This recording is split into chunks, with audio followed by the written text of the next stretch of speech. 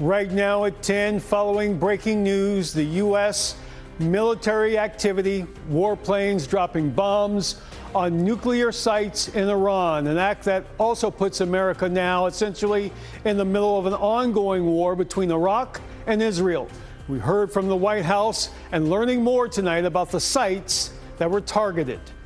Thank you so very much for joining us on this Saturday evening. I'm Steve Pickett, the President of the United States, speaking from the White House this evening within the past hour, giving new details now about the U.S. strikes on Iranian nuclear facilities earlier today.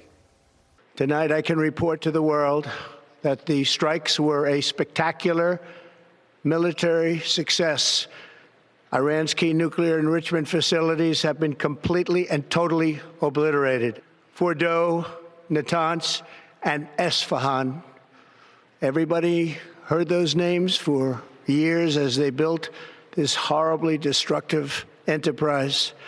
Our objective was the destruction of Iran's nuclear enrichment capacity and a stop to the nuclear threat posed by the world's #1 state sponsor of terror. Iran, the bully of the Middle East, must now make peace. If they do not, future attacks will be far greater and a lot easier.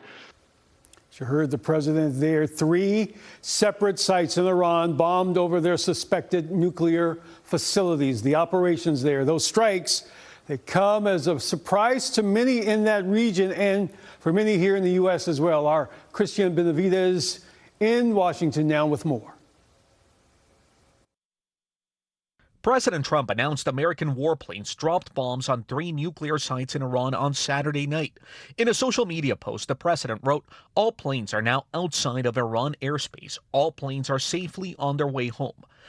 Among the Iranian sites targeted, Fordow and a larger enrichment plant at Natanz. News of the strike comes hours after it was revealed B-2 bombers were dispatched from Missouri to Guam.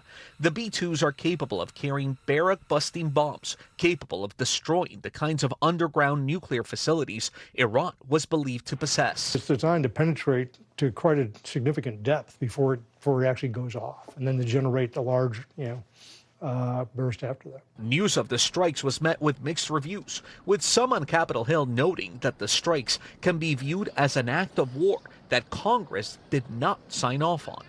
In a social media post, Representative Thomas Massey of Kentucky, a Republican, wrote, "This is not constitutional." Earlier in the week, the president indicated he would give it 2 weeks to decide whether to join Israel in bombing Iran.